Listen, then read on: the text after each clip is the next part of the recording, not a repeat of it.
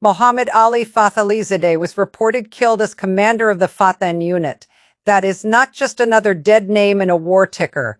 If this is the level Israel is now reaching, the hunt has moved closer to the nerves that keep the Iranian regime standing when the streets start shaking. Fatehin is described as the besieged organization's special operations force tasked with crowd control. That one detail changes everything. Israel may not just be killing men who help Iran fight outward anymore. It may be going after men who help the regime keep millions of Iranians scared enough not to move. And while that commander's death was being reported, Basajay checkpoints in Tehran were also being hit, and that is the expansion hidden inside the title. Not just launchers, not just headquarters, not just famous names. The campaign is now pressing on the regime's own street control machinery. If you're here for the version that goes past the headline and into the part that actually matters, subscribe now. And drop this in the comments before we go further. If Israel is now hitting crowd control commanders, who inside Iran still feels untouchable tonight? The real question is not whether one commander died. The real question is whether Israel has started hunting the people who make Iran governable under pressure. Because if that answer is yes, then this war has already moved past punishment and into something much more dangerous, the testing of whether the regime can still hold itself together. From the inside, this was not some floating rumor with no chain of custody. The death was carried through a news agency affiliated with Iran's own defense ministry, which means the system itself helped confirm the loss. But what it did not explain was the part every surviving official would obsess over: where he was, how he was found, and what failed around him. That silence is not a small detail. In a hunted system, silence about method creates fear faster than public explanation ever could. Every surviving commander now has to wonder whether the breach was technical, human, local, personal, or already sitting inside his own daily routine. The wider battlefield reporting cuts even deeper. Fatehin is identified not as a generic combat formation, but as Basij-linked special forces tied to protest crackdowns, including in January 2026. That means this was not important simply because a brigadier general was lost. It was important because the function attached to him points straight at the regime's internal coercive layer. That is the title payoff the audience clicked for. Leadership hunt expands does not mean there are just more targets. It means the category of target has changed. The hunt appears to be widening from people who help Iran wage war to people who help the state survive political shock, contain unrest, and impose obedience at home. And once that line is crossed, every future strike looks different. A dead missile officer says one thing, a dead crowd control commander says another. The first tells you Israel is cutting capability. The second tells you Israel may now be probing regime stability. This broader pattern was already visible. One part of the war was described in brutally simple terms: hunting and killing Iran's leaders. Once that becomes an assigned mission rather than a side effect, the logic naturally broadens. First the obvious men at the top, then the irreplaceable men beneath them, then the ones the public never knew, but the regime absolutely did. That is why the word leadership matters more than the word commander. Leadership in a system like this is not just men with television profiles and famous titles. It is the people who know which units deploy where, how fast force can be concentrated, which neighborhoods can be sealed, and how fear is reimposed before crowds become movements. The public language from Israel has been even more revealing than the strike itself. The hunt was framed as something that would continue until the head of the octopus was cut again and again so it could not grow back. That is not ordinary deterrence talk. That is a strategy built around making replacement unstable, promotion dangerous, and survival itself psychologically expensive. That matters because regimes do not only die when they lose men, they start to wobble when the surviving men no longer trust the chain around them, when promotion feels like exposure, when command feels like a death sentence, when every replacement comes into office already knowing the office might be mapped, penetrated, and waiting to be hit. And that is where this story becomes far more than a body count story. The kill is not the whole point. And the point is what the kill says to every other internal security figure still standing inside the system. If faith in leadership is now reachable, then the hunt is not circling around the regime anymore. It is entering rooms that matter to how the regime keeps control over real human space. This is the strategic layer most viewers came for, and it has to be said plainly. The targeted killing campaign has been tied to a larger goal of weakening Iran's internal security forces in ways that could help destabilize the government and create room for unrest. Put that beside the reported elimination of a Fatehin commander, and the direction of travel becomes much harder to ignore. That does not mean uprising is guaranteed. It means the target selection now makes more sense if the war aim is broader than degrading launch capacity. If Israel is also trying to weaken the men and structures that arrive when streets become politically dangerous, then Fatehin fits the pattern far better than a generic senior IRGC figure headline ever could. The besieged connection is the core of the story. Fatehin is tied to a paramilitary organization responsible for civil defense and social control, and those same battalions have been linked to protest crackdowns. Social control is the phrase that blows the surface apart. It tells you this strike is sitting on the line between war fighting and domestic repression. That phrase should stay in your head for the rest of the video. Social control. Because governments can lose some hardware and still function. They can lose some territory and still function. What they cannot lose easily is reliable social control in the capital, in the provinces, at the intersections where fear either arrives on time or arrives too late. This is why the symbolic detail in the title is so strong. Not a nuclear scientist, not a missile chief, a crowd control commander. That detail has weight because it is visual even when no image is shown. It means men who manage the suppression reflex of the state may now be part of the war's kill chain. And that is exactly what the audience wanted confirmed when they clicked. Not was he important, but important in what way? The answer is important in the way that makes this war feel closer to regime destabilization than routine attrition.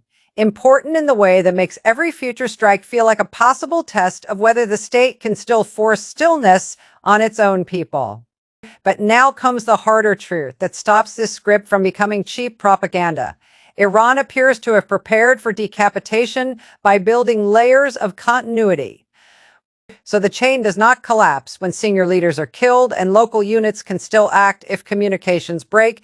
That means killing leaders is only half the contest. The other half is whether the system can still absorb the loss and keep force moving. That is where the hunt becomes a race. Can Israel kill leaders faster than Iran can replace their function? Can Iran promote new men fast enough without exposing them just as quickly? Can local control keep working if the people who normally translate central command into immediate repression are thinning out, hiding deeper, or moving less confidently? That is why a strike like this matters, even if the regime survives it. The hunt does not need instant collapse to be strategically meaningful. It only needs to inject enough uncertainty into promotion, movement, logistics, and internal enforcement that the machine becomes slower, more nervous, and less certain of its own reflexes. And the historical warning is ruthless. Meaningful improvement through decapitation is unlikely. That should kill off the lazy fantasy that each fresh elimination automatically means the regime is about to crack. States are not single bodies. They are layered networks of patronage, coercion, memory, fear, and succession. And many of them get uglier before they get weaker. So no, the honest reading is not that this one death means Iran is finished. The honest reading is more dangerous than that. So Israel may be successfully widening the hunt into the regime's internal control layer, while Iran may still be capable of surviving the shock by promoting harder men, decentralizing further, and leaning even more heavily on repression. That is what makes this phase of the war so combustible. Success and failure begin to blur. A widening kill list can still coexist with a regime that becomes more paranoid, more violent, and more desperate to prove it still owns the streets, and a hunted regime often punishes inward before it ever breaks outward. That warning has already been stated with brutal clarity. This kind of strategy may not produce Democrats, it may produce hardened resistance fighters. That is the nightmare hidden behind the headline.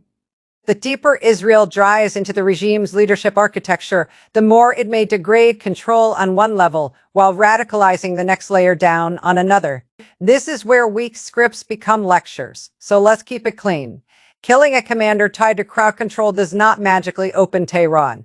It can also trigger more checkpoints, faster sweeps, wider arrests, heavier arming of loyalists, and a regime that responds to fear by doubling down before it ever starts to fragment, which means the human anchor of this entire story is not actually the commander. It is the people who live under the system he helped sustain. The civilians who know what Basij suppression feels like when it arrives on their street. They are the people trapped between two very different theories of power. One theory says remove the enforcers and pressure builds on the regime. The other says pressure on the regime makes the remaining enforcers more brutal. That wider pattern is why this title is bigger than one commander. Iran's strategy of keeping war away from its own soil has boomeranged and pulled the confrontation back onto the regime's own body. And once war comes home, internal control units stop being background instruments. They become strategic organs because they are what the state uses to absorb fear without letting fear turn into movement. That is the deep layer beneath leadership hunt expands. The war itself has expanded, so the leadership category expands with it. Men who once looked like domestic enforcers now matter as wartime nodes. Men who once helped preserve order now matter as assets in the state's ability to survive bombardment, succession shocks, and internal political stress. And once those men enter the target set, the blast radius widens with them, not just in politics, but in infrastructure, not just in command, but in movement, not just in symbolic decapitation, but in the arteries that let the system replenish force, reposition units, and keep retaliation viable after losses higher up. That is exactly how a major bridge strike was framed, as removing a planned military supply route for sustaining missile and attack drone forces. Now look at the pattern without blinking. Leaders are hunted. Basij checkpoints are struck, internal control commanders are reportedly eliminated, supply arteries are cut, heads, streets, and arteries all under pressure at the same time. That is not random escalation, that is layered coercion. The objective is not only to destroy what Iran has, it is to force Iran to spend its remaining energy replacing people, rerouting movement, restoring control, and surviving uncertainty inside the very hierarchy that is supposed to absorb pressure. And this is why the title works when it is fully understood. The expansion is not just geographical, it is structural. The hunt is moving across different levels of state survival at once. Public leaders, internal enforcers, logistical routes. The war is no longer operating at one depth, but layered coercion carries layered human cost. One bridge strike in Karaj was reported to have killed 8 people and injured 95 others. That matters because the deeper the war moves into the organs that sustain the state, the harder it becomes to pretend the consequences stay neatly inside military language. They do not. That is also where the information war thickens. Iran can use every civilian consequence to harden nationalist anger and frame itself as the victim of external collapse-inducing aggression. Israel can use every successful penetration to prove the regime is vulnerable at every level that matters. One side sells resilience, the other sells inevitability. Both need fear to keep their narrative functioning.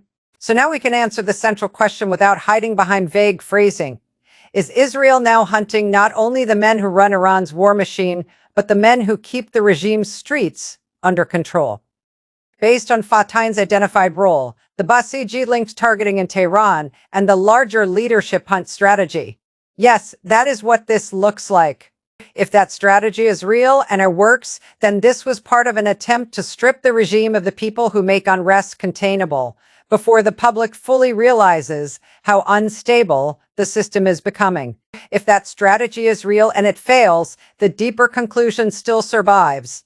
The war has already crossed into Iran's internal control layer, and that alone means the confrontation is further advanced and more dangerous than the headline first sounds.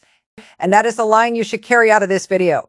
When a war starts hunting the commanders of crowd control, it is no longer only trying to stop a state from firing outward.